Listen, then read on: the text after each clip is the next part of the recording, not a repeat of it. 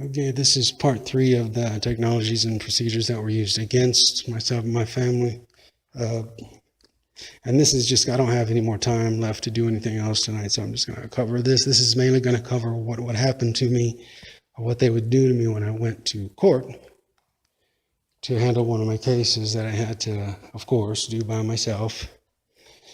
And what they would do. First of all, they would start out by making sure that I knew, started actually the night before, and they would follow me always with, they would send the same vehicles around at night around the house. And this is just before they pull their grand theft of everything we own on us. You know, I don't know if they were trying to, but it was very visible of what they're doing. The same, you know, type vehicles would always circle around the house, and then even up to the time the next day of the court case when I would leave, they would do that until I left, and then they put what I called a sequential detail on me. Now what that is, that's my term, but it could be, maybe it could be a term, I don't know officially, I don't know. But what they'd do is they'd start out with one person tailing you, and then they would duck off. It was totally obvious. I mean, it wasn't hard to spot. They would duck off, let's say, up at the convenience store, and then somebody else would pull in right behind you. They would follow you until a certain point, and then they'd duck off, and somebody else would follow you. And this happened all the way to the freaking courthouse. You know, it was just stupid. Stupidly illegal and unconstitutional is what it is. And don't give me any of that 1891 or whatever other constitutional crap. The original ones, the supreme law of the land, that's what I follow.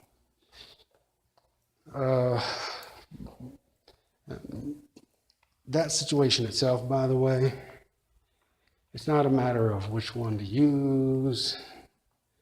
It's not a matter of, again, it's, I did a segment recently on kind of the awake test or whatever, on, you know, they look over here, what do you think over here when they're doing something somewhere else, or it's something completely different. And, you know, that's exactly what, in the end, what you'll eventually see what this is going to come down to, I believe. Anyway, getting back to the courts thing here, so they would do that, and there was one time, and I knew, I was well aware, but I was well aware of the situation with my own vehicle and the status of certain things that had something to do with it. But I was also well aware that, you know, there's just certain things that are not required, and there's certain things that are actually illegal for, let's just say, certain entities to require. And I don't care how it's justified, because from the start, make it go on its face, well, blankety, blankety, blank, figure it out. Quick footnote here, people. It's a good tip never to ever, if you think you're targeted at all, even the slightest, people don't give publicly pertinent information about yourself out. That goes for what you're aware of, what you don't know, where you might be headed the next day or in an hour or two. For instance, you know, let's say you got two girlfriends talking or whatever, and say, oh my God, I know, I got to get going, I got to get up and get out of here, and I got to go to the store, and then tomorrow I've got to go over to such and such's house and pick up blah, blah, blah. You know, because you're literally giving them an itinerary to quote unquote dick with you, forgive my language, to dick with you, or if your target had really caused you some, which they love doing, and this is something that I just cannot, I don't get, but I can't stand. They just, love seeing, misery on others. But, like I said, Miss Karma has a perfect record, so just wait. Anyway, that's why. It's never a good idea to give out too much information on yourself, at least for now, as to what you may have in your intellectual arsenal there, or your schedule, or what have you. Okay, so back to the courts. So this following me to the courts, that would continue until I got all the way to the court. Well, I know the situation on my own vehicles or whatever, so I know they would be looking for something like that, and I knew that, because the ding-dong that they had assigned to stop me, it wasn't funny because of the situation itself, but it was very obvious. I'll just put it that way. And I saw him before he saw me. It was very, very obvious. And, the way it was done was illegal to start with. Where it was done was illegal next. And there was all kind of things wrong with it. But here's the general thing that they would do, besides all of that stuff.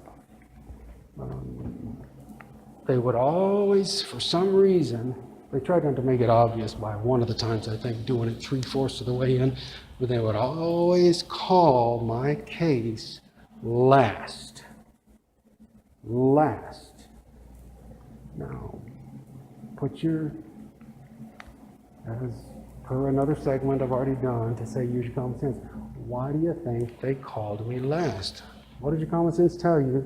Why you would think they would call me last? Excuse me. Well, it seems to me that because there were so many illegal things being done to me, it was, at this point, of course, it's way too many to count, but even at that time, it was way too many to count. So, well, what do you think? The less witnesses, the better, right? The less witnesses, the better. So by the time, if you think now, if you think about it, by the time you get to the end of the day, everybody's docket being called, well, there's nobody left. There's nobody left except me. Maybe one or two. Sometimes they try to make it not obvious, but and then, they did this to me in so many ways, not just at the courthouse, but eliminate all witnesses if possible. So, but there was one day, and this happened time after time after time, and it was very obvious by that point. And I'll never forget, there was one sheriff, and I was actually, he told me that, he told me he was proud of me for, what I was trying to stand for, and I told him I appreciated it, but I was actually kind of proud of him for just letting me know that, because, God only knows what device on him is, mic'd up so that they can hear him too, but he did indicate that to me, and I was deeply moved and very much gratitude toward him. But anyway, I was just trying to, keep them from committing grand theft and taking my home and everything we own. But also, yes, I guess you could say, trying to stand up for my country when nobody else around me anyway would. But there was one instance where I noticed as they kept, and this was getting down toward the nitty-gritty where it was getting to be more important, that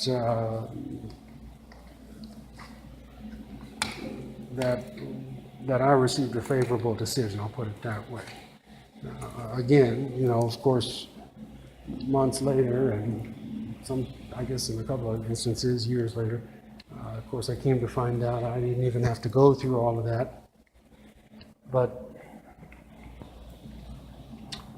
I noticed it was instead of emptying out, it kept getting a little like full, like more full. And I'm like, what the heck is going on? Are they like coming in early because they usually don't do that. They usually don't let the next bunch in, if that's to be used again, until everybody's out of that one. But it kept filling up.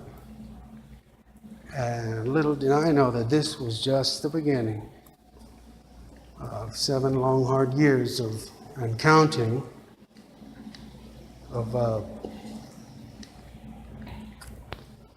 I guess what the most common person or individual would say is making an example of, of what? Of how to be inhumane and do unhumanitarian things and illegal and unconstitutional things to a human being and their family, and his or her families. Or family, yeah, that's what would be the setting an example would be. But here's what I found out later. Yes, it was filling up, as I had noticed, but they all seemed to be dressed really nice. Because, of course, you know, and of course there were those who were dressed really nice that really looked like they didn't belong in small town America. So we know where they were from, right? I don't want to say who I actually caught on my computer at that point, where their building was located and in what district they were located. But yes, it started filling up with, I noticed guys with suits.